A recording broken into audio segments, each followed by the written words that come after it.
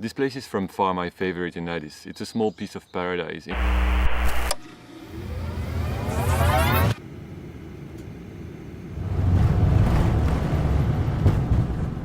While I was on the plane on my way to Ethiopia, I fell upon this article talking about how Addis was a pioneer in sub-Saharan Africa in green infrastructure.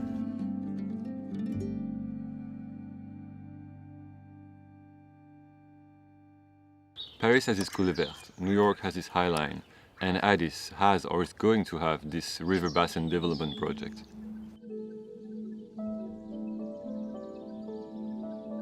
It is a gigantic project of 52 kilometers long, covering all the rivers of the city. The goal is to create a beautiful and healthy environment for the citizens of the city as well as tourists. It will feature many open spaces for recreation, such as bicycle lanes or walkways, but there will also be an artificial lake and a wedding venue. So the project is really going to enhance the well-being of citizens of Addis Ababa. Nowadays the rivers are used as dumping grounds, so they are really dirty and really polluted. So this project is really going to improve the lives of the people living on the side of the river, but also the people living downstream. This is a very important initiative to clean our rivers, because these rivers are affecting a lot downstream. The farmers and the agricultural population around the fringes of Addis. Right now the government is working on the first phase of the project, which is about 12 kilometers, and this will be finished by May 2020. So it will be at the end a green path crossing the whole city. So now many areas of the country are trying to replicate this model of cleaning the rivers. It is a very hopeful trend in solving the problem of clean water in rivers. Now let's do a bit of history to understand the context. Ethiopia has been isolated for a very long time and it is just now opening to the world. So there is a really big economic growth, and in consequences there is this really late rural to urban migration that is happening right now. So the population in cities is exploding. The urbanization in Addis Ababa is going faster. It's not very much planned, as we can see, because the rate of urbanization and the rate of economic development that we have is not in the balance. In Addis Ababa, you see a huge contrast. You have high-rise buildings, and at the same time you have a large area with slum. Addis for a very long time was expanding horizontally, putting pressure on agricultural land in the south of the city and forest as well.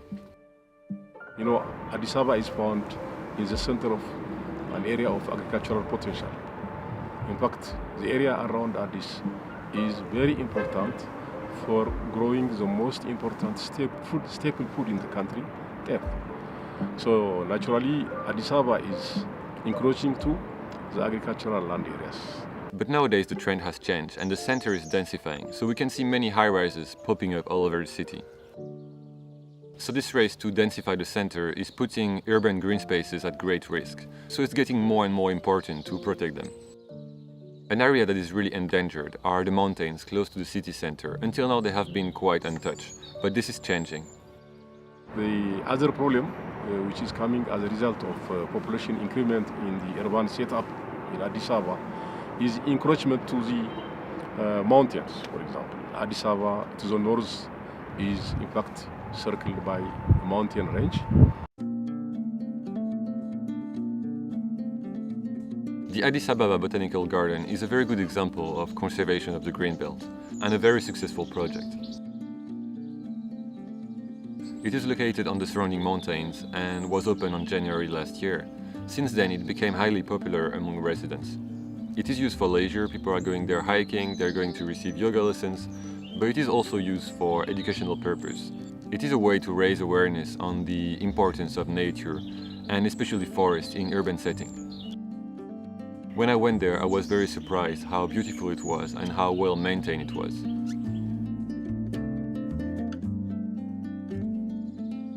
For now, we have seen projects implemented by the government, but the people are starting to realize the importance of green spaces in the city, and they are taking actions. They know how pollution is affecting their health, and they know how the lack of green spaces is affecting their lives. the neighborhoods themselves are taking care of whatever space is available around them, even through their own initiative, their own plantation, their own land use plan, both biological and physical conservation. They are working on it. So this is a very important intervention because this will be much more sustainable. Because when people take the initiative by themselves, with full awareness, with full interest, and with full knowledge of the results that can come as an outcome, that is much more sustainable. One project I love is the Zoma Museum. It is like entering in a paradise, in an oasis in this big city.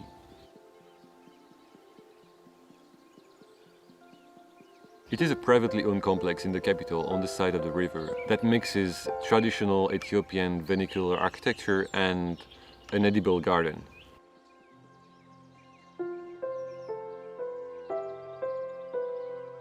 The owners bought the land in 2005 when it was a dumping ground, and it took at least 1 year to clean it, and it just opened officially last year in March.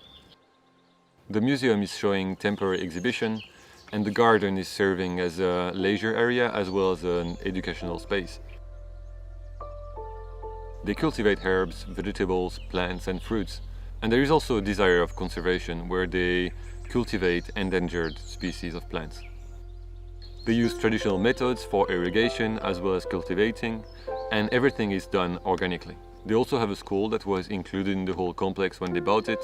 They renovated it, and now the school has its own garden for educational purpose and its own kitchen. Even if it's a private space, they try to keep the price affordable. It's even more affordable than some public parks in the city. If you pass by Addis, it's definitely a place to check out. But all these private initiatives need to be supported by the government, by those responsible of land use and physical planning. The government needs to encourage initiatives such as this one, that turn spaces in green areas, so they don't disappear.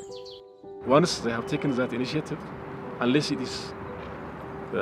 they have the title deed, the right of land to use it properly, they can be discouraged.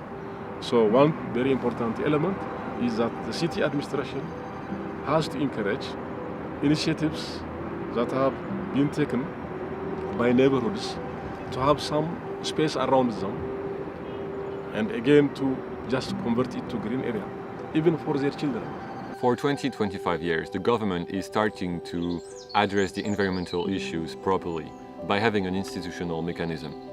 The government is trying to address these issues at a higher level with necessary policies and strategies and legal setups. Since 2002, environmental policies are part of the country's constitution. This shows that the government is taking the issue seriously. But the problem is in enforcing it. So maybe a lot of work to be done by way of attitudinal change, capacity building, awareness creation, which is being done now with the support of the international community and with the meager resources that the country has also. The government is trying to create the necessary awareness with regards to environmental protection, abating the problems of pollution as well. So now, if you go to the communities, there are a lot of